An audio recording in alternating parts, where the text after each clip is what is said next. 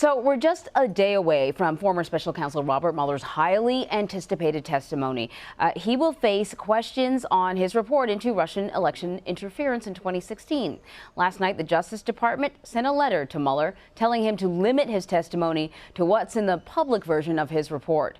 The letter was in response to a request from Mueller's team, who asked for guidance. The letter also reiterated it was Mueller's decision to testify, and the president says that he may watch the hearings. No, I'm not going to be watching. Probably, maybe I'll see a little bit of it. I'm not going to be watching Mueller because you can't take all those bites out of the apple. We had no collusion, no obstruction. All right, so CBS News legal analyst Kim Wehle joins me now to talk about what we can expect tomorrow. What are you going to be watching from Mueller's testimony tomorrow?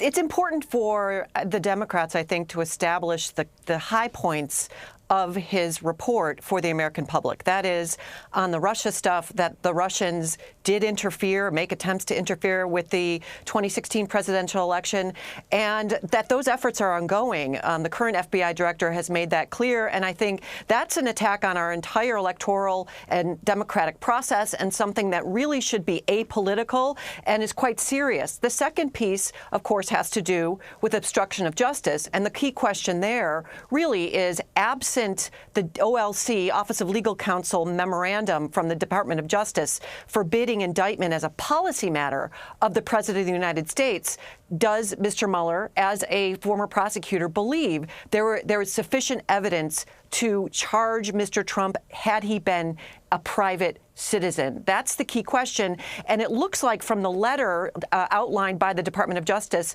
limiting Mr. Mueller's testimony that question isn't necessarily out of bounds, although other lines of inquiry that would probably come from both Democrats and Republicans are going to hit a wall, I think.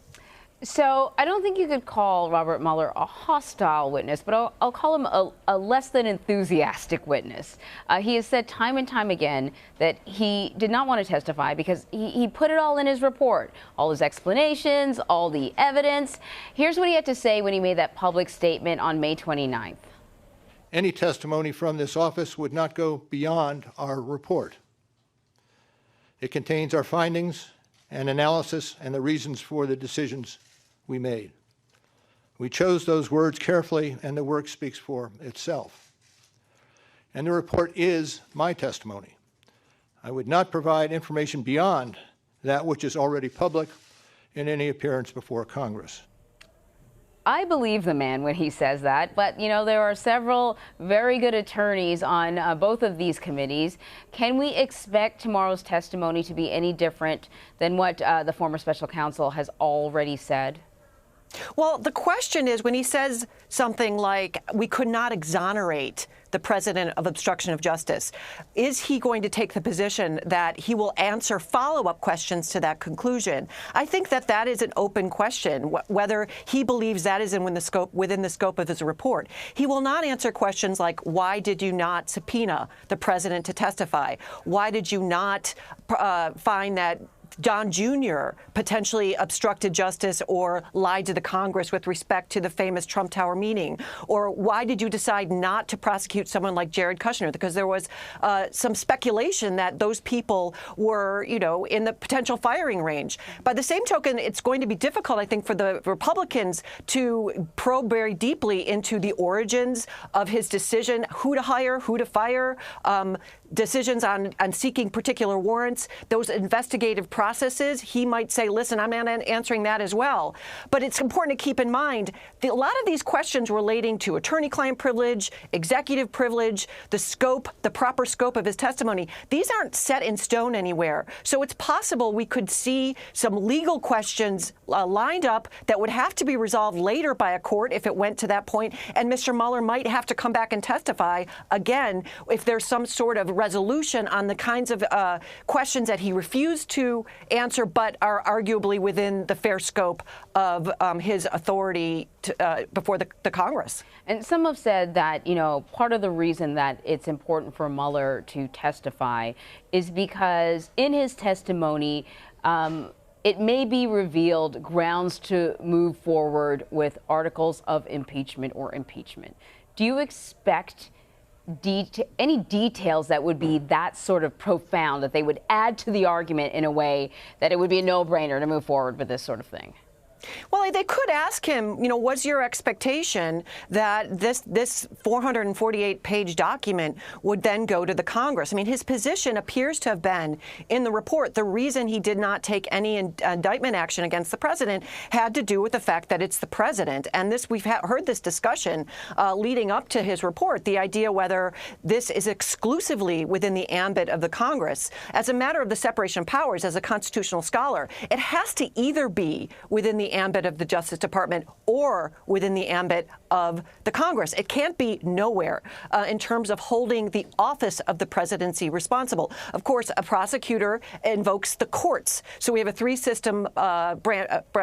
system of government. If the courts are out of the picture by virtue of Mr. Mueller's decision not to indict as a matter of policy, it has to go to the Congress. And of course, as a matter historically and legally, impeachment does not require proof beyond a reasonable doubt.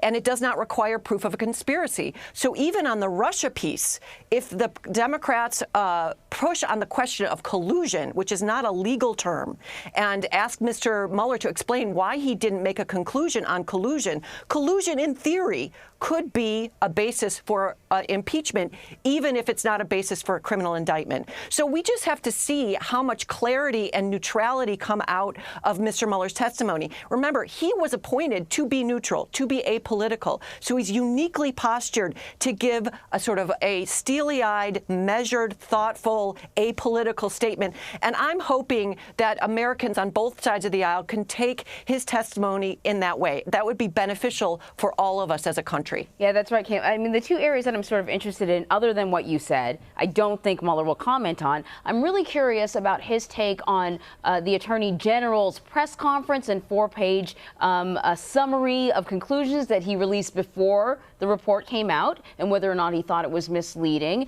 And I'm also curious about what his intentions for the report moving forward was. Was his intention for Congress to read it and then make a decision, or was his intention for the report to be used after the president is no longer in office? You know, you mentioned either Congress or the Justice Department will take up this cause if there's a reason to take up the cause. So I don't expect him to answer either of those questions for precisely the reason that you just pointed out, steely and fair. And I don't think he's going to put himself in any sort of legal jeopardy either.